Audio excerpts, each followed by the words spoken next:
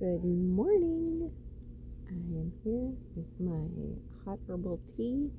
I've actually just started being able to maybe sip some herbal tea a little bit with this cleanse situation. So I am here to share about a book, and I am excited to share about it. I've only read the first book in a series.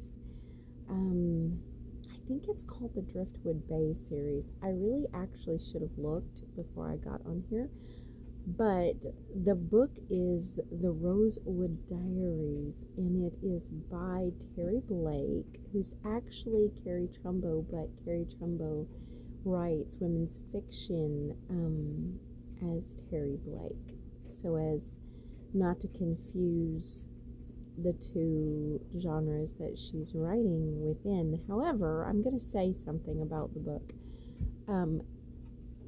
I love women's fiction, but I'm always disappointed when a Christian author doesn't operate within a fully Christian worldview or doesn't add faith to her writing.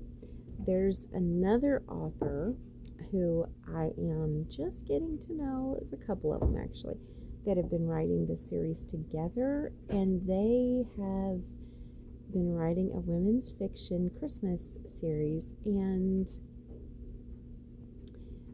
they have included faith in their series, their women's fiction Christmas series, and I don't know anything about them, so I don't know anything about where they are with their faith, but I will tell you that I think they must have faith.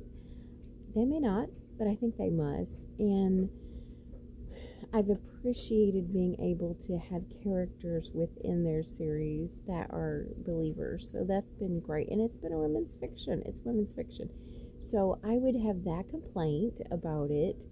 But other than that, it's really hard for me to complain. It's been an incredible book. It was, the Rosewood Diaries was very, very gut-wrenching. It was gut-wrenching. And I felt like when I finished the book, I felt like I've been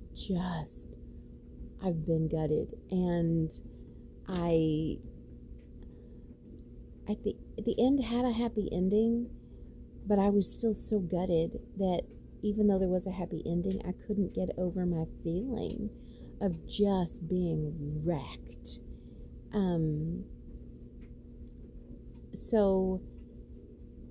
It was, and I think the book it's a shorter book, couple hundred pages, but I feel like the book could have been, like there was a lot in there that could have been written. It could have been another 100 pages. The book could have handled another 100 pages. The characters were deep.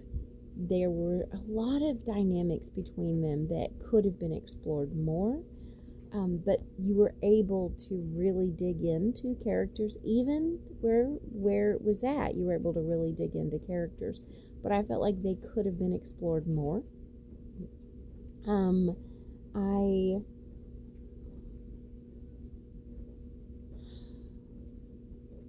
just getting to where I can drink hot herbal tea again, and that's just so good, and it's just so, but my attention was grabbed in the book. My attention was grabbed, and I was just like, I cannot put this down. I was cooking dinner, and I was just like, I'm going to have to read this while I cook dinner. I have to know. I was reading it on my Kindle. I usually listen to books when I'm working, but I had this on my Kindle, and I was just like, I have to know. I have to keep reading. So I was reading on my Kindle while I was trying to cook dinner. I did not burn dinner either. But I found it to be really engaging. I found it to be deep. It left you thinking. I should really talk about the book itself. The Rosewood Diaries is about two sisters, and they haven't seen each other for a really long time. And um, the one finally is called to visit the other. There's supposed to be a visit that's happening. She gets there, and there's no one there to pick her up at the airport. And she's kind of like, why isn't my sister here to pick me up at the airport? Irritated a little bit. She texts, and a guy answers her sister's phone. Well, she's not sure what to think about all this, but he ends up being the one to pick her up. And she knows she's taking a risk, but she's got to get there, and she decides it's risk enough, and it's worth the risk. And so he picks her up. On the way to her sister's house, he fills her in. He is her sister's hospice caregiver. Her sister's dying, and there's been a lot of family dynamics in this between these two sisters, between them and their parents, their whole childhood. And this sister, Quinn, has just shut everybody and everything out. She only sees her parents when she has to. She's completely checked out of her past because it was just too much for her. She didn't want to remember any of it. And her sister, on the other hand, has held on to everything she could because it was all she had. And a lot of dynamics, a lot of feelings. The parents are too controlling. They made too many decisions for their girls. They wrote futures for them, and they're still trying to do it. And it's just how each character finds their place, and each character finds their way. It's how all the dynamics work together.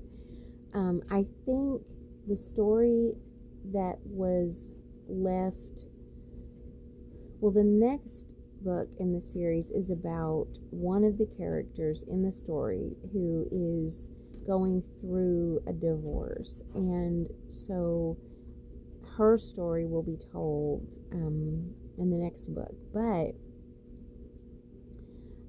I think the characters that I'm wondering, what were they thinking? What is the story here that I don't know if we'll ever hear about? It's the parents. I'm wondering why the parents made the decisions they made.